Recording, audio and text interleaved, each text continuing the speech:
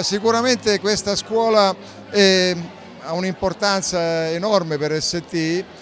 Noi in ST abbiamo 4.000 persone, di cui 1.500 laureati e 2.500 diplomati, e sono abbastanza sicuro che una grande quantità di questi colleghi sono passati dalla scuola. La nostra strategia è anche quella di portare nella scuola le nostre tecnologie, avvicinare i ragazzi allo studio delle materie tecniche, quindi parliamo di scienza, tecnologia, ingegneria e matematica, perché questo tipo di competenze saranno sempre più importanti nei prossimi anni.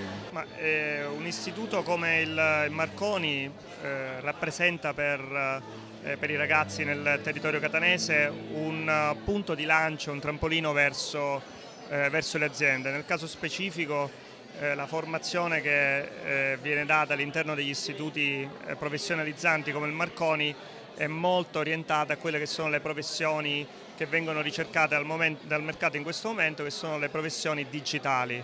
Quindi tutto quello che ruota intorno al mondo del digitale, dell'informatica, dell'elettronica rappresenta in questo momento un'occasione tangibile per questi ragazzi.